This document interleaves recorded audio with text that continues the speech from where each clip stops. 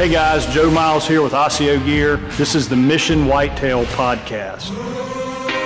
We're going to be doing a deep dive into what it truly takes to kill these mature bucks. We're going to step outside the box and look at the why for gear, tactics, training, and more importantly, the mindset from over 35 years of chasing these magnificent animals all over North America. Thank you for following along and welcome to Mission Whitetail.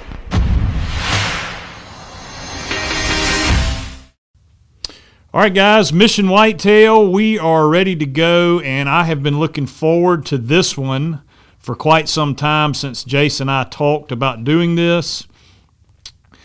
Jace Allen from Missouri, how are you, buddy? Good, how are you doing? Man, I am doing great. I am so excited to talk to you because we do so much on our podcast with guys that mostly hunt private. And to talk to you, I guess you and I really got to know each other.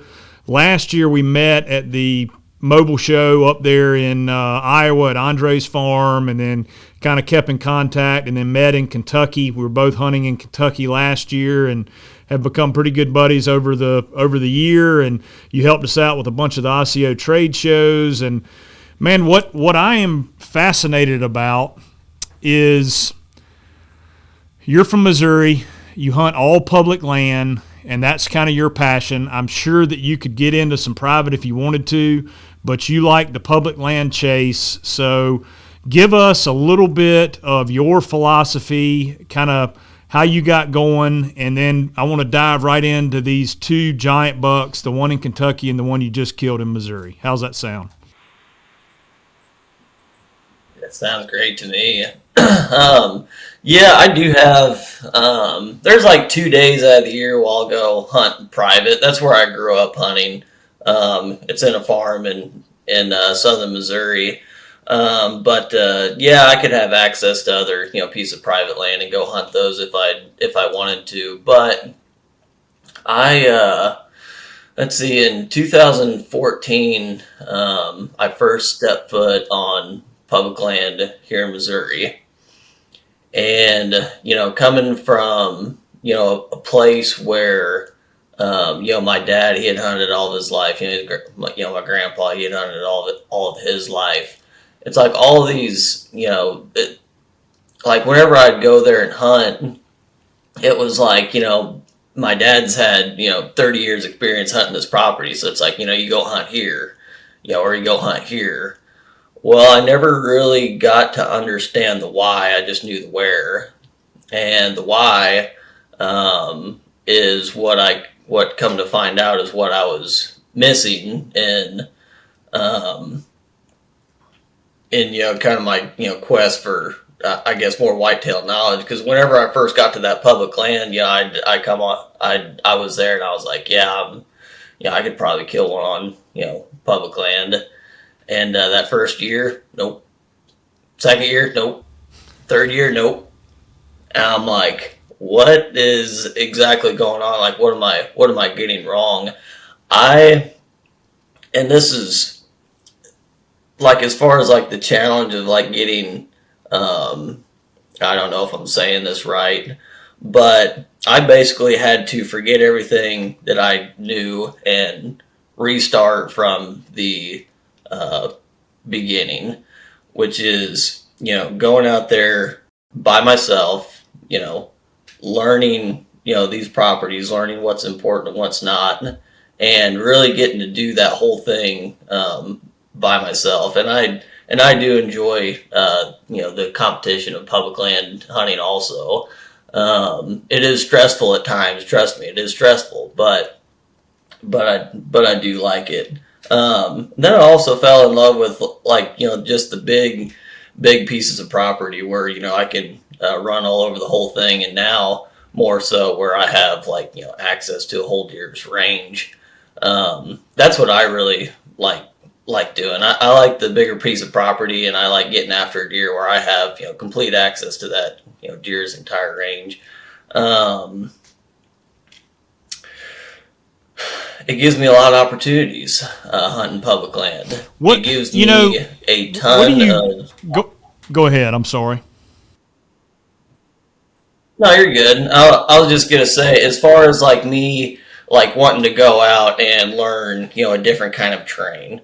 With hunting public land, I can get into those different kind of terrains. Anywhere, here in Missouri, if I want to, I can go to Illinois, Kentucky, or some places with hills, swamps, open ag land, or a mix of whatever. And by doing that and going out and learning, those different things, those different kind of habitats, and doing that by myself, it has forced me to, to learn.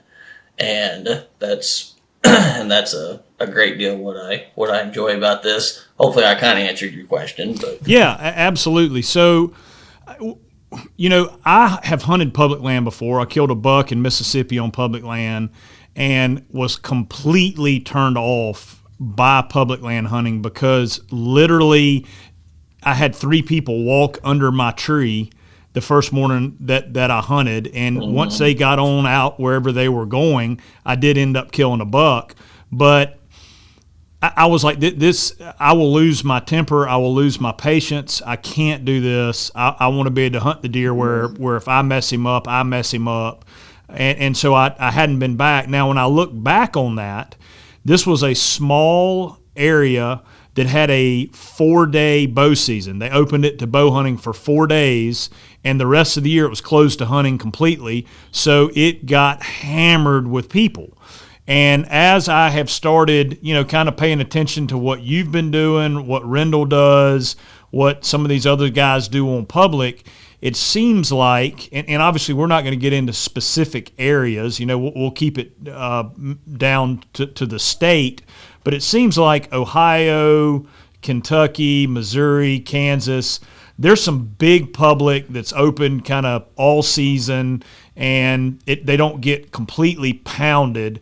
But I have to say, man, at a bunch of these trade shows, the more guys I talk to, the more they say public has just changed so much over the last 5 years with more and more pressure. Do you see that as the biggest challenge? Yeah, that definitely has something to do with it. I mean, you can blame whoever you want for, advertising, the use of public land. That's what public land's for, everybody to get out there and use it. But it has definitely become more popular, and it has become more challenging for sure, especially during those rut times. Like if you try to hunt anywhere around here, like, those first couple weeks in November, there's going to be guys like in there like crazy. So that's something, you could expect. And I mean, I've been used to, in the past, early season, late season, I'm the only guy out there. I kind of have these properties to myself. But as we get, further along here, especially, early season, it's getting a lot more popular, and it's getting harder, to just get away from people there. But, those, depending on where you're at, those deer, they're still there. Even with all the hunting pressure in there, they're still there. They're just doing, something a little bit different. I usually, I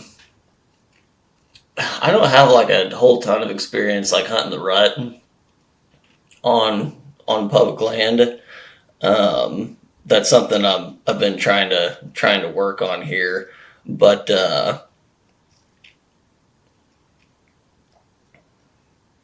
yeah, I don't know. I guess I don't know where I was going with that, but yeah, it's definitely been getting more popular here over the last 5 years. All right, well, let's dive right into some success that you've had, and maybe I know you mentioned you like the competition of hunting on public land and getting it done there. You killed a monster in Kentucky, which is, I mean, you live in Missouri. obviously on your Missouri pieces, you can kind of zip over and zip back. And if you need to get out there and move a camera, I don't even know if cameras are legal in Missouri, but you need to get out there and, move a stand or scout an area. It makes it real easy or easier when it's an in-state public ground near where you live. But when you're going to Kentucky, which is hours and hours away, obviously you don't have infinite time. You have a job that you have to do and, other things going on. Walk us through, you deciding to go to Kentucky, getting on this giant buck. And again, we don't need to talk about specific areas in the state of Kentucky, just that it's out of state. It's hours away from you. Walk us through kind of your process of, all right, I have been successful in Missouri on public land. Now I want to go to a different state. They open earlier than we do. Walk us through that process. So going to Kentucky the first time, I had never stepped on this certain piece of property before, and I think it was like the second time I'd ever been to Kentucky. There were some guys I knew that they had trail camera pictures of these deer that I was hunting. So in case you're wondering how I ended up, getting on those deer, it's kind of a little bit of an interesting story there. But how I started out, which is pretty much how I start out whenever I go anywhere and start hunting a piece of public land, is I've never been to this state before. I don't know what the vegetation looks like. I don't know what the cover is. These deer might be laying in. So I'm looking for just like a general pattern and like what's all available to these deer, like whenever I get to a certain area. Come to find out, the first 3 days I was there, I had come to the realization that these deer were actually bedding in soybeans, which was interesting. I hadn't seen it since then. I hadn't seen it before then, but that's what was going on then. It was an interesting year. It was a phenomenal growing year, and these beans were like, chest high on me. What time of year? What time of year are we talking? Is this September? Is this in September? Yeah. This is early September. Okay. So this is, September the 1st, 2nd, 3rd, somewhere in there is whenever I started hunting. And like I said, just doing a lot of scouting, just trying to get a general idea of what's going on. And then I took it to the area where these deer were living, which was absolutely chock full of hunters, because not only, the guys that I was talking to, but also, locals in that area that do the same kind of thing that I do in the summertime, which is, driving around glassing, doing whatnot. They knew about that deer too. And whenever I got there, you talk about some fireworks were going on. People get pretty emotional whenever it comes to, deer like that. But I got to this area where these deer were at, and then one thing I try to do is it's like, okay, if these guys are hunting like in the exact right spot, then these deer should be dead. So they're not hunting in the right spot. So taking where everybody was, hunting there, I'm going to try to separate myself from what they're doing, do my own thing, just a little bit different from what everybody else is doing. So what that looked like was pretty much everybody that was hunting, and I wanted to do the same thing. I want to hunt out of trees. Well, those deer, just like some of the deer I find in open country here around Missouri, they avoid trees. They know that trees mean danger. And so they stay out in the open where there is no trees, whether that be in CRP, whether that be in corn, or in this case, and in my favor, it was soybeans. So there was 2 deer that I was chasing around down there. And this was, I didn't have to, I wasn't making multiple trips on this round down here. Fortunately, I worked this out for a long time with the boss, but I was like, hey, I'm going to go down there until I kill one. I ended up spending 20 days there, living out of a tent. But I guess kind of in short, let's see, on day like 5 or so, I had been watching this soybean field for 2 days. Well, I guess I'll back up just a little bit. The first day I got there, there was a buck.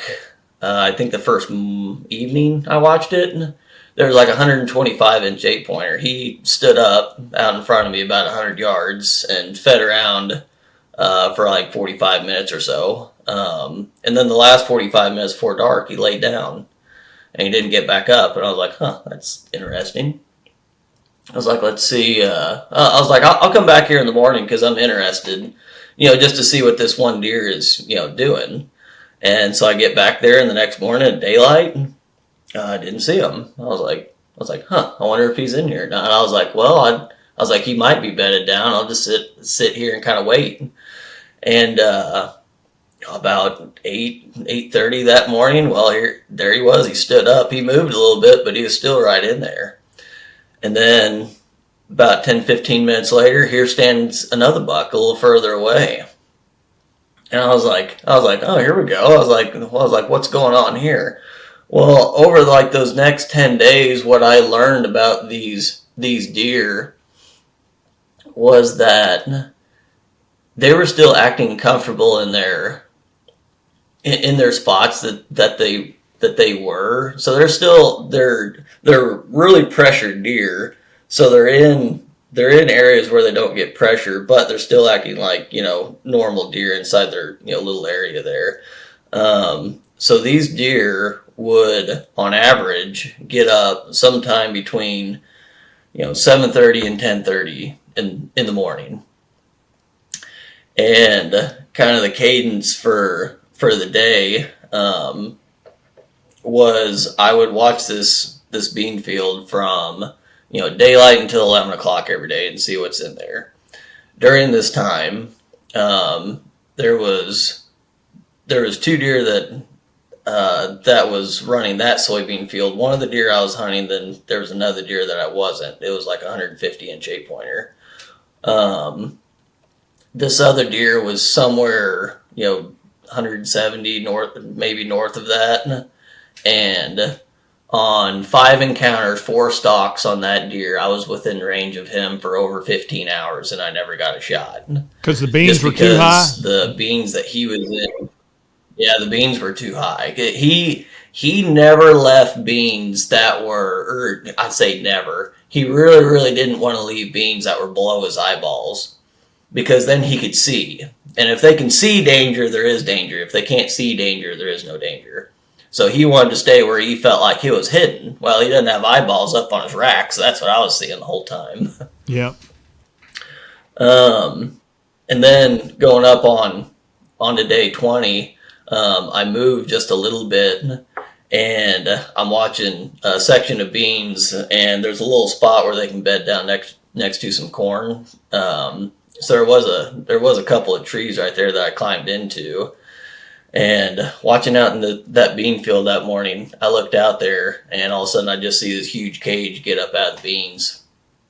And I was like, I think that might be the other deer I'm hunting, which was named Isaac, the one that I'd had all the encounters with. I was like, but something looks kind of odd about that rack. And I threw my binos on him, and I was like, oh, I know exactly what deer that is. So, and I'm telling you right now, if I would have come across that situation the very first day I was there, I would have screwed that up. Just like I screwed up all my opportunities on that other one that I was hunting. But I learned through failure. I had been there for 20 days getting my butt absolutely handed to me. And I guess a little bit about hunting that long. It's like I try to explain it to some friends, trying to stay motivated to, get up in the morning, whenever you're, getting your butt kicked like that. Imagine, like, how excited would you be if you woke up in the morning and you knew you were going to go step in the ring with Mike Tyson that day. It's like, what's the most likely scenario? Well, you're probably going to get the snot beat out of you. It's like, all right, now he's beat the snot out of you 3 times, and you're still getting up another day. And you're like, it's time to step in the ring again, knowing that your most likely scenario is you're going to get, the snot beat out of you again. That gets hard. That gets really, really hard. But from all those experiences, from that effort that I was putting in, that gave me the knowledge and, the timing and, the moves, everything that I needed, knowledge-wise, I had learned from that deer, on those days leading up to that. So whenever I saw that deer, I had a really, really good idea what to do. Basically, this deer, he got up at 7:30 in the morning. So he got up, he fed around a little bit. And generally, I found these deer, they lay down for about 2.5 hours and then they get up again. So in stalking this deer, whenever you see them get up and whenever they lay down that next time, it's time for you to move, because the next time that they get up, which is going to be, in a few short hours, that's going to be your opportunity to get a shot on these deer that next time they stand up. And if you miss that next time they stand up, trust me, it's going to be a long day, because I was out with that other deer. I was out in, the 95 degree, sun, laying at a soybean field for like 10 hours one day, which was not that great. No, so you really want to get them that. No, wait, Jace, let me interrupt you for just a second, because this is blowing my mind a little bit. What were all the other hunters doing? Were they in the timber? Were they not on the edge of the beans? I mean, did they see you out there? Yeah. I mean, you go ahead. Yeah, there was people that knew I was out there hunting. I mean, my original observation tree was, I mean, you could see it, clear as day from the road. So everybody knew exactly what I was doing, but from what I had heard, some other guys say was, oh yeah, well, they'll be out in the beans for, maybe like the first couple of days or season, and then they'll get bumped, and then they'll, go back and, living in the corn and, off on private, whatever else. But from what I was seeing, that was not the case at all. There was a bunch of places, where you could just generally deer hunt around there, and that's kind of what my evenings looked like. So most, I'm going to say, 15 out of those 20 days in the evening, there's a watering hole inside the corn, and that's what I was hunting. Could have shot a lot of deer there, and one decent buck. But I wasn't getting those big ones there. And it was kind of like that general hunting, which everybody else was doing. They want to, catch them, coming into the wide open woods, during daylight. They want to catch them, on some sort of edge, or, in a spot that they had gotten, pictures of that deer, during the summertime. And whenever that pressure started in, they just went away from the trees. And didn't really, there was one other guy that was that was doing it like I was, and he actually missed that other buck that I was hunting on day like 17. So that was really the only guy that was trying to do that same thing. But for the most part, everybody else, they were just like I said, out in the woods, in trees, in tree stands, where they were, I'm going to say, comfortable. And, like I said, I would have loved to have done the same thing. I love hunting out of trees. I love hunting out of my trees. Yes. But that's not what this, situation called for. All right. So get us back into the beans, stalking in the beans. Yeah. So another thing I learned with stalking these deer is whenever I started to make my move in towards these deer, especially if there's a little bit of wind, these deer can't hardly hear where the darn in those soybeans. And so what I learned earlier in the trip is it's more important to get somewhere quickly and get like down in, you know, whatever spot in the beans that you're planning on being in, for two reasons. One, so the deer don't stand up and see it. Like I said, they can't really hear that well. I'm still going to use, you know, caution. But the second reason that you want to get sat down quickly is so other people can't see you, because that absolutely happened while I was out there. There was a couple of guys that were trying to make it their life's purpose to make sure that I didn't kill a deer. And on that one day that I was sitting on that other buck, you know, all day long, 8 or 10 hours, whatever it was, right there at the end, there was 3 guys that either saw me or the deer, or I'm not sure exactly what they saw, but they all hopped out of their truck, ran into the beans, blew the deer out. Oh my god! Right in front of me. Yeah. So, and then there was another morning. I think it was the same crew. They all rolled by. They saw me, you know, sitting on observation.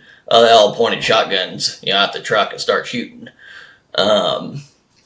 So it was important to, you know, get somewhere, get sat down, you know, not only for the deer, just so other people, you know, don't, you know exactly what it is that you're doing. So I moved fairly quickly to my spot, and I tried to set up to where I thought he might be. I knew which way he was laying, and so I tried to get to the side of him. That way, whenever he stands up, I have a broadside shot.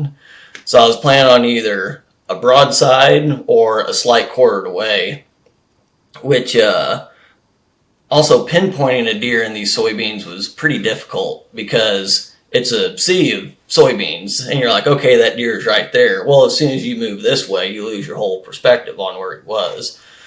So what I figured out the best thing to do was get out your compass, get a exact direction on where that deer is, pull out your rangefinder, range him, and then get on Onyx and then draw a line, you know, however far that is in whatever direction that your compass says. That'll get you a pretty close to where that deer is actually laying in there, and then you go on your stalk.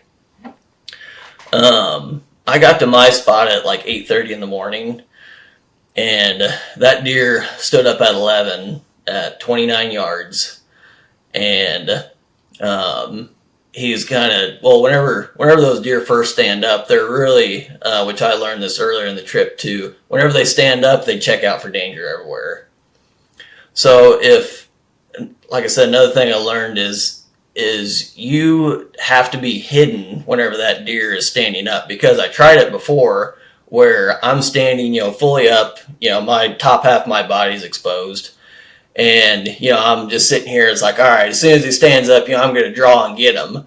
Well, whenever I tried it the first time, that buck stood up at 20 yards and did like this and was gone out of there in about half a second, and I was still right here, and I was like, well, that didn't work. Yeah. I was like, all right, so I know a little better this time. So I stayed down, hidden in the beans while he was checking everything out. And then whenever he relaxed and went to feeding, that's whenever I committed, I drew, I stood up. And then I got like a line, because I could only see like that much of the top of his back maybe. So I got a line like down his shoulder, you know, followed it down, because I'm trying to hit, you know, I'm trying to give myself as much forgiveness as I can. Which I wanted to hit him, you know, somewhere in the middle of the body, and I wanted to be low rather than high, which is right where I hit him whenever I shot. And then he went out there to 63 yards. I put a follow-up shot on him, and he was dead probably, I don't know, 30 yards after that. And, you know, just being out there for those, you know, those 20 days and just constantly, you know, failing, you know, again and again and again, and, you know, getting to learn from, you know, all those experiences, and then have it, you know, come together, you know, on the buck that it did. I mean, that was pretty awesome. No, it's incredible. All the adversity that you had to go through. When you would, so what time did you say you set up on him? You saw him bed, and then you made your stalk. What time did you get in there? Yeah, so I saw him stand up at 7:30. He laid down maybe 5 minutes later, and then I made it into my spot by 8:30. And then he did not And then stand he up stood again up at until 11. 11. Yep. So you were there for a while. You just made a nest and hung out. Yep, just made a nest and hung out. Got my knife out and started whittling on some beanstalks. I was like, well, gotta do something. made you a replica of a bow and arrow and started shooting it at beans and deer flies and whatever else was driving you crazy. yeah, exactly. All right, now let's talk about your camping for a minute. You lived in a tent for 20 days. Would you go to a hotel and get a shower, or you had a bunch of baby wipes, or you had some type of shower thing, or what was the deal there? There was a well and a hose, and boy, you talk about some cold water. But that was my showering situation. Oh well. Well, I tell you what, there was a couple things that I got. Yeah, there was a couple things that I got burnt out on. While I was there that entirety of the trip, I'm trying to eat, cost effective also.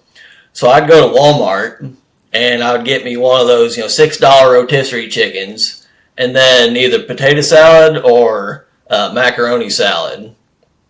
I didn't have any way to heat this up, so I just ate this cold constantly. God. You talk about, just getting absolutely sick of that shit. Yeah. That, and then, dude, I'm telling you what, the humidity was so dang bad there. Whenever you wake up in the morning, everything you own is soaked. Everything you own is soaked. And it's like the last thing that you want to do on top of everything's being, soaked is hop under, a hose coming out of a well. That'll wear on a guy too. I'm telling you. Yes, you getting water tortured in the morning. You got worse than prison food that's not hot. Yeah. You're living in a tent in 100 degrees. I know how Kentucky is. It's 100 degrees or 90 degrees and 75% humidity, and then you're baking in a bean field, all day long. So, man, that is beyond dedication right there, man. That is next level. Yeah, that was something, that's for sure. All right, well let's move into the Missouri hunt this year, because I'm perusing through social media and I see Jace Allen holding an absolute monster Missouri 10-point that looks like he's an 8.5-year-old buck. His neck is the size of a 50-gallon drum, and I'm like, oh my God, there he goes again.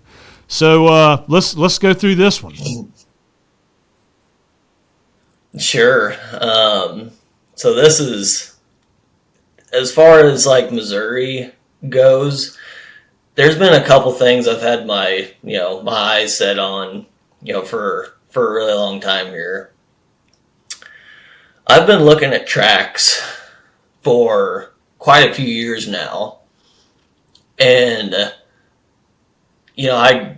I can go over some track sizes here, but pretty much like what I considered, like a mature deer, something that might be worth going after is anything that's like over like a 3-finger track, for me. Yep. In all these years that I've been looking, I have found three legitimate 4-finger tracks. One's in Missouri, and I think 2 are in Illinois. Whenever I held up the foot on this deer and I laid all 4 fingers across it, that in of itself is enough, for me. Just one of those, I'm sorry if I get choked up here. Just a giant. Yes. World class. Yeah. So the story with this deer started here a couple years ago. There's a lot of options for me to, hunt different kind of terrains here around Missouri. Mostly, the Missouri Department of Conservation, they do a lot of, ag around here, corn, soybeans, what have you. And that's where a lot of the people hunt. That's where a lot of the pressure is. There's also areas that have zero ag that are just hills and hardwoods, and they get hunted and they get, gun pressure like hard. It's hard for a deer to get old in there. Well, 3 years ago, we got pictures of this. I mean, we're guessing them at the time, it was a 5.5-year-old 9-pointer, probably 150 inches. And I'd been hunting some other deer. This is an area that I can use trail cameras also. So in 2022, this is the same year I shot crabs. Yep. I go into this piece, I do some scouting, and I set up on this. There's like a, I guess you could say a leeward point. The top of the point was, towards the south, and then, as you go north, the point goes down towards the bottom. So, it's a pretty decent point for a buck to bed on a south wind. And that evening, I set up in there. I found some pretty good sign, and I had this buck, the 9, come off this point, and he got in a little basically pile of brush, and he stood there for about 10 minutes. He just stood there motionless and just looking, just smelling, listening. And I'm thinking like, oh, I'm gonna get this one. I was like, whenever he's gonna want to go, back behind me the way I just followed all this sign, I was like, he should be coming right to me. There was a pretty decent transition working right up towards me. That was pretty thick, and the little point that I was down went down like maybe 30 yards further. And then there was it was basically just wide open woods. Like if you drew a straight line from where he was at to, just downwind to where I was. I was like, yeah, he's going to work this transition up, and, he should end up right in my lap here. Well, his next move was he wanted to get that wind so bad that he broke cover and he sprinted to the next cover, which was directly downwind of me. So all of a sudden I look up and this deer's sprinting through the woods, and right before he gets downwind of me, he stops and he looks around for a second, and he's like, all right, we're good. We made it through that open stuff. He made about 2 more steps, and he caught a little whiff of me. He wasn't sure where I was, so he hung around there for the last half hour before dark, and then he still was around there for a half hour afterwards. I could see him in the moonlight.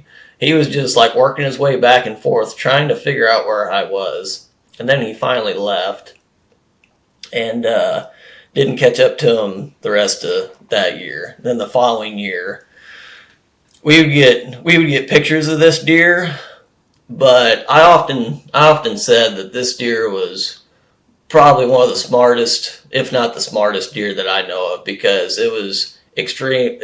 I don't know if I ever saw one time where this deer was moving in daylight where he didn't, check himself with his nose first. Whenever I saw a picture of him, he was following a doe. It was in early December. He does this thing, and I've seen this sometimes before too. I'm going to call it a cut line. So basically, if you have a south wind and there's a point running, north-south, and he's wanting to come up that ridge, on the furthest downwind point that he feels comfortable, he is going to make a perpendicular line to the wind before he starts moving wind to nose. So if my point's like this, he's going to start out here, and my wind's going up, coming across the point like this, going, whichever way it is, with it. Then he's going to cut across the point, win the whole thing first, come back to about, midpoint where he just winded that whole thing, and then he'll start moving. Whenever I saw him do this on a camera while he was following a hot doe, I'm like, now that is an animal that is checking safety, no matter what the circumstances are. He does not care if he has, the hottest doe standing right in front of him, it seemed like. He is going to get that win first. And then other times that, we get pictures of him in daylight, it was always, wind to nose, pretty much always. And I knew just from hunting that deer before and seeing some of those things that he was probably doing some of those cut lines on those ridges. It didn't end up helping me kill him, but that's some of the things that this deer was doing to help him, stay alive. Jace, which were there I a lot of killed people deer on that cut line a before. lot of people hunting him? A lot of people hunting this deer?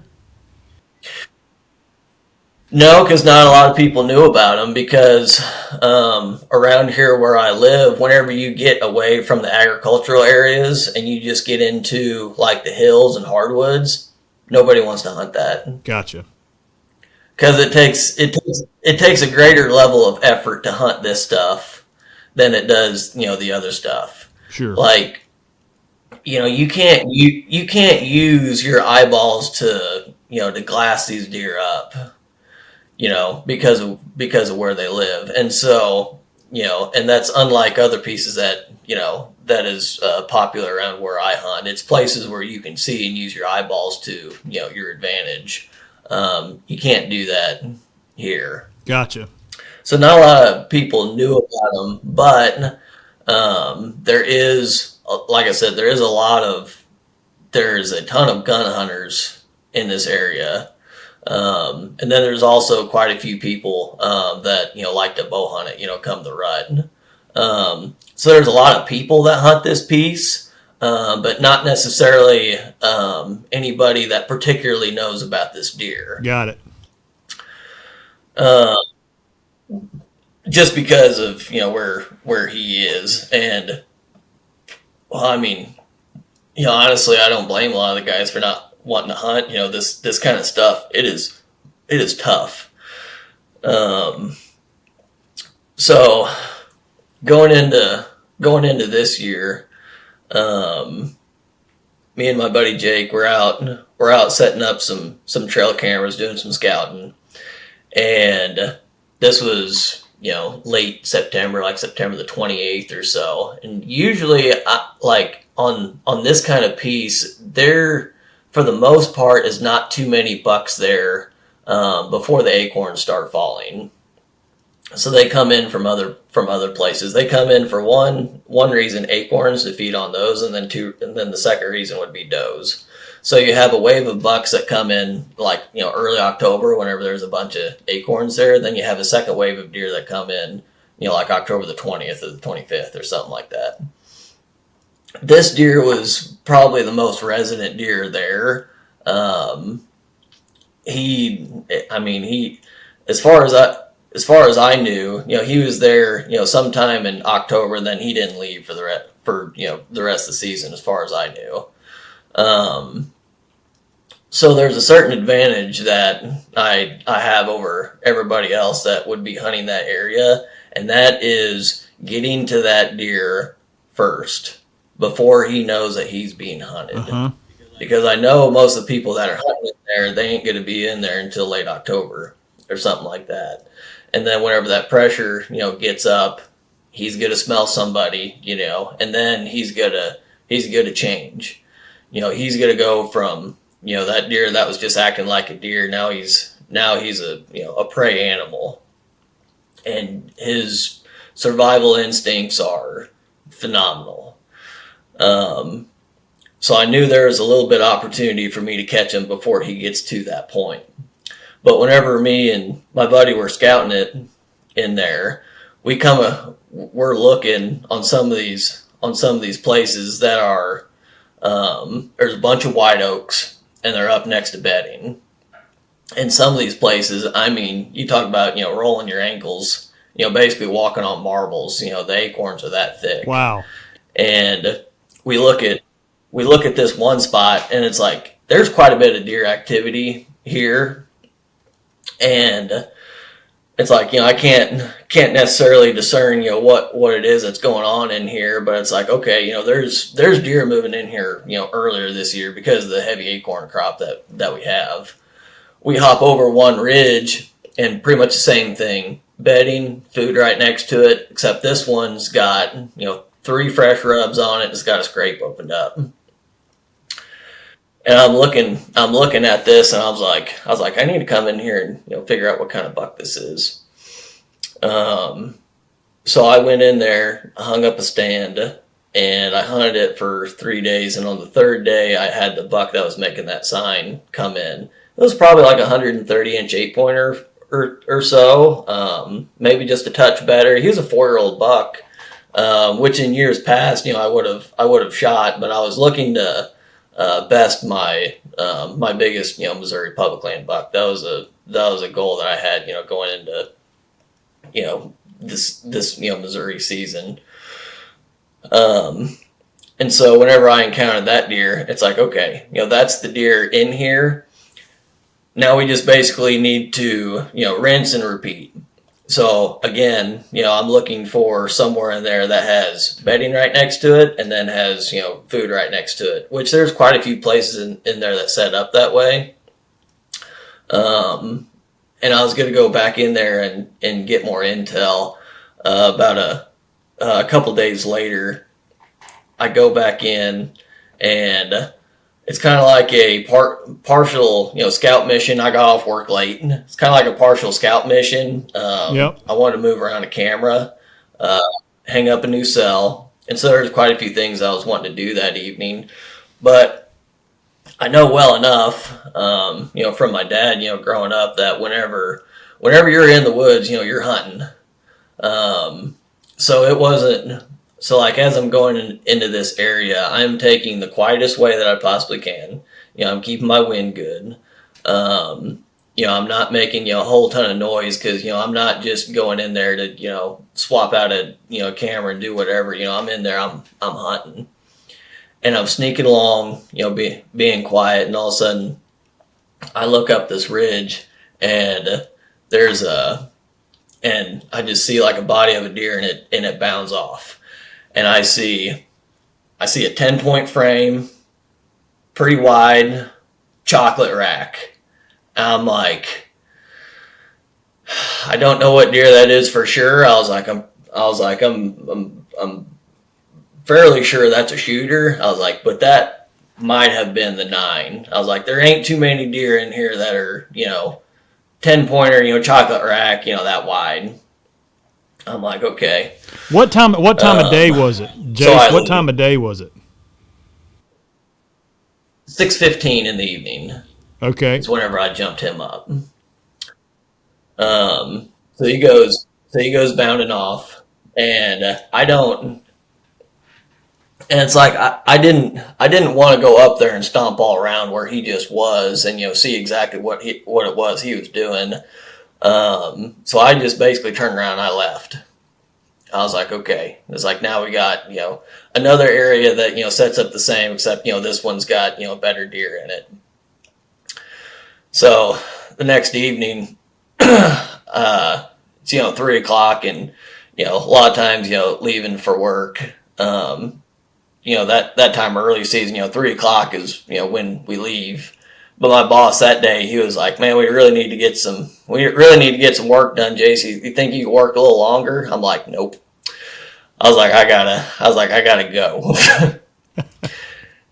And he's like, well, you better kill one tonight. I was like, well, no promises. I was like, but we'll see. So I get up in there, I get off work at 3, and I set up in my stand a little after 5. And I was rushing in there the whole time. It's a long ways in there, and a little bit of a drive from work. So I get set up in there, and I got this ditch right behind me, and that was mostly for the thermals that evening, because there wasn't a whole lot of wind. It did take me a while to set up my stand because it was so dang quiet. Any bit of noise, and I'm sure that deer would have heard me. But I got this ditch right behind me for the thermals to go down that evening whenever everything calmed down. And then my wind was blowing, so like I was here, my wind was blowing. It was kind of like a crosswind. So this deer, like from where I was to where I saw him the night before, and which way he got into that spot, because I mean, I saw which way he was facing. I figured I knew where he was coming from. My wind was roughly 50 yards off his nose that whole evening. So it was just, blowing just right off to the side of him. But I knew whenever, he was wanting to move and those thermals took over, I'd be good to go. So I'm sitting there and all of a sudden I hear like a little, something up there in the cover, and then I hear it again. Like I've heard that one before. I know what that is. That is antlers hitting on brush as this deer is pushing his way, through this brush. And then I hear some footsteps, and then I don't hear anything for a little while. And about 10 minutes goes by, and I just hear like a cough or a sneeze or something. And I can't see over this way. There's like one tree, it's just like blocking my view right there, so I can't see it. So this goes on for like 45 minutes or so. And he's just over there. I'd be pretty confident in saying that this is the deer that I kicked up just last night. Like I said, he's like 70 yards away. So I can hear him over there just every once in a while. He'll just, do his little cough or sneeze or whatever. So we got about, 30, 40 minutes of daylight or so. And I'm sitting there and I'm thinking. And I'm recalling to a certain, trade show I was in Alabama. And there's a certain individual I was talking to by the name of Jay Maxwell. And I got the opportunity to talk to him for a while, and he started talking to me about calling at deer. And we had run through a couple situations, and he had kind of given me his thoughts, and finally he just looked me square in, just looked at me, right in the eyeballs. And it was basically like an unbiased, like, I don't care what it is you're about to say, you need to call more. I was like, okay, I would trust that. So this is going through my mind at this time. So shout out to Jay Maxwell. Yeah, we'll make sure. I'll make sure and send him a link to this episode. Yeah. And so I'm like, okay, how is my, I'm actually in a perfect spot to call because I know if there's a deer that's wanting to come in, they can't see like where the base of my tree is at. They have to get up to the top of this ditch in order to see down it. And so that's a situation that, sets up good for calling. He can't get below me because there's kind of like a bluff face, right there that I had to climb up a little bit. And so I'm like, okay, this is a good situation for calling. I started thinking about, everything I had seen in the last week, with a little cooler temperatures. I'd seen a lot of bucks working scrapes. I had seen, quite a bit of sparring going on, more of your like rut activity. It's October the 4th. And I'm like, okay. I was like, I'm going to try a snort wheeze. Let's see how this goes. I'm like, Jay Maxwell, I hope you're right, brother. And so I kind of turn off to the side and make a snort wheeze behind me.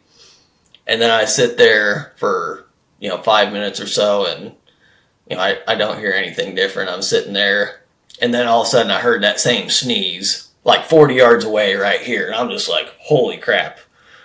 And I already had my bow sitting in my hand, so I'm watching, and I can hear something start to walk, and finally I caught a glimpse of this deer just coming right at me, and he's just coming along real slow. He's just looking. And he was like, you could tell he was like, I really don't want to go over there that bad, but he was like, but he's like, but I gotta just look. And that's all he wanted was a look. But like I said, he had to get to the top of that ditch to get a look, which put him 17 yards away from me. Perfect. So he comes in, I get the binos on him. And I see the G4s on him. I'm like, that's him. I'm like, that is the 9.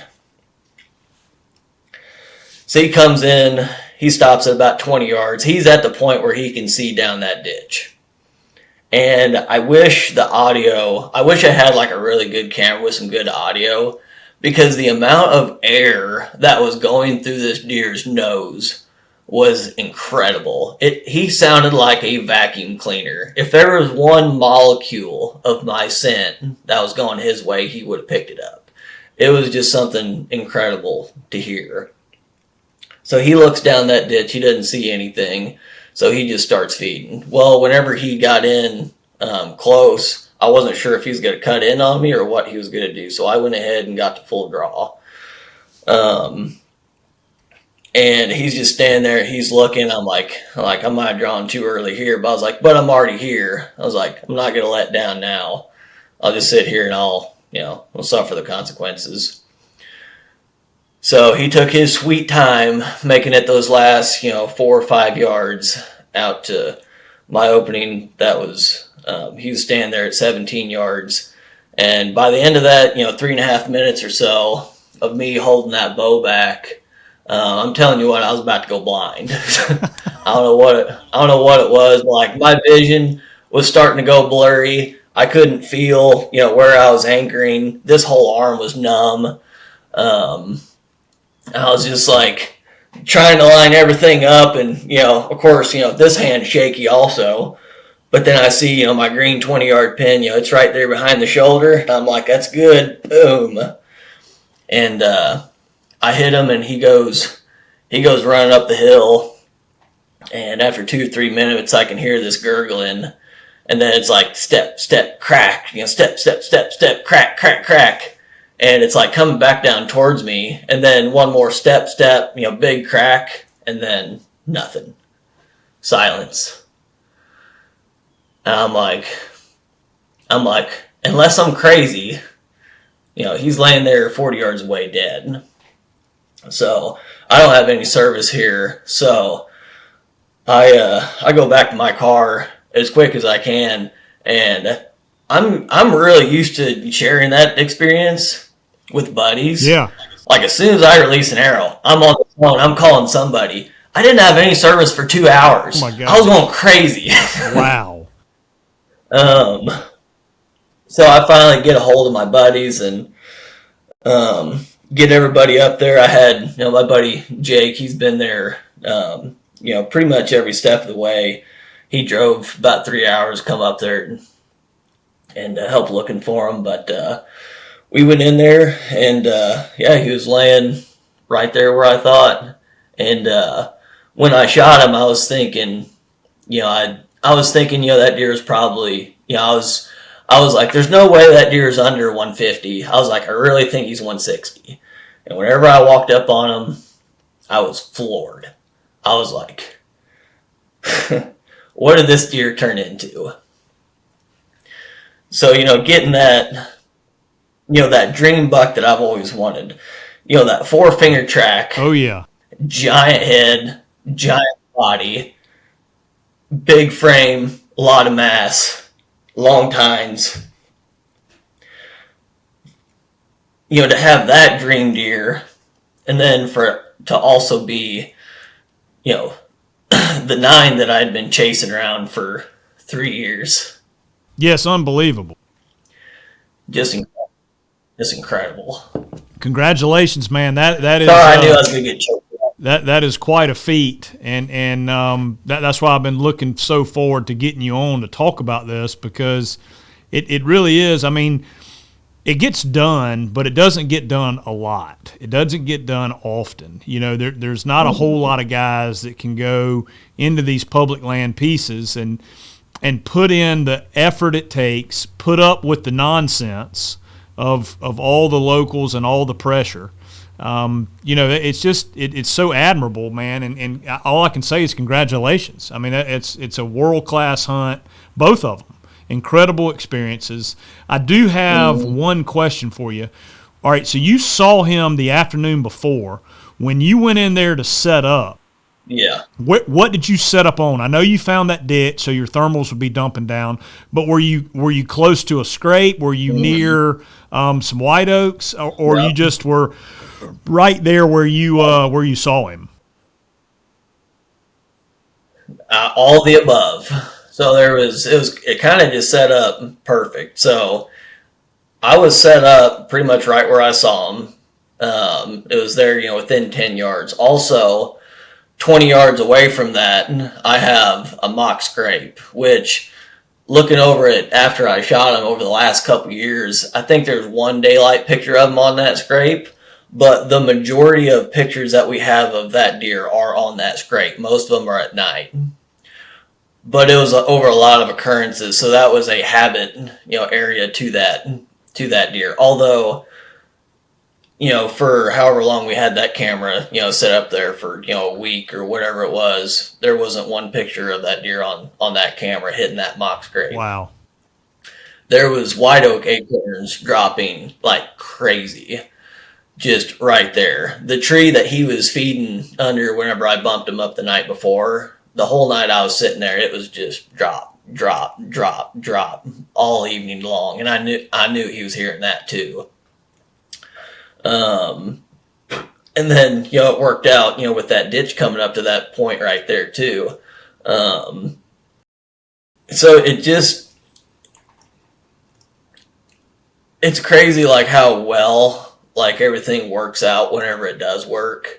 It's like, it can not work, 100 times. You can be right, 99 or wrong, 99% of the time, except for that one time, where it matters. And it's just like everything just lined up there, perfectly between, the white oaks being there, that's why that deer was there, to begin with, for that food source. I had a mock scrape there. I had really good access going up there, and that was in an area that I knew that he had liked from years prior. So just everything just kind of lined up there perfect. And then the bump, the way in which I bumped that deer is a very, very soft bump. If I was let's say I'm up there on that on the hill or whatever, he crosses my scent trail or actually, gets a whiff of me, yeah, or something like that, and he knows he's being hunted, that is a completely different deal. Now I'm probably going to say you're not going to kill that deer there. But just, because he saw something, he wasn't sure what it was. He just saw something that he didn't like, and then he just bounded off a little bit. I was like, I can still kill that deer. Yeah. He gets, bumped up, from coyotes and, other people and, whatever else, throughout his life. One little bump like that, that's not going to send him, off, in, a couple, ridges. Right. So it's just a bit on, the kind of bump that, that happened there. Well, that's awesome, man. Again, congratulations. I know we've been going for about an hour here. I know you're not done for the season. You got more going on. I'm sure you're going to go back to Kentucky. You're going to keep hitting Missouri, or you're done in Kentucky. No, not done in Kentucky. No, those deer, they waxed me too bad this year. Haven't gotten an arrow in one yet. So back to Kentucky, hunting there. You got another tag there in Missouri, so you're going to be locked in the rest of the year. Yes, sir. That is the idea, and I also drew that Missouri managed hunt tag, which starts like sometime there in early November. So I got a couple weeks here to figure out what it is I'm doing, but I'm not sitting around and idling. I'm still trying to scout and gain information on these deer that I'm going after. Gaining as much intel as I can. So that way, hopefully, I'm in a better setup whenever that time does come. To hunt them. Awesome, man. Well, Jace, congratulations again, buddy. We really appreciate it. I do want to make a quick announcement about ICO. We've got our rut sale going on. I know Jace uses ICO. Obviously, I use ICO. We've got our rut sale going on, and I don't ever really get salesy on our podcast. We like to get in the meat and potatoes of trying to get guys on that can talk real specific about whitetail. But the rut sale for ICO is going on right now, guys. If you need anything, go to the website. The discount code is automatically, it populates as you check out, and there's some big discounts. It's one of our biggest sales of the year, and so go check that out if you can. And Jace, again, congratulations. We're going to keep up with you the rest of the year, and man, just incredible what you've been able to do on public land. If those two stories don't get you fired up as a deer hunter, you need to get your blood pressure checked, because those are pretty fascinating things. And again, man, congratulations. Thank you. I appreciate it. All right, guys, we'll be back next time.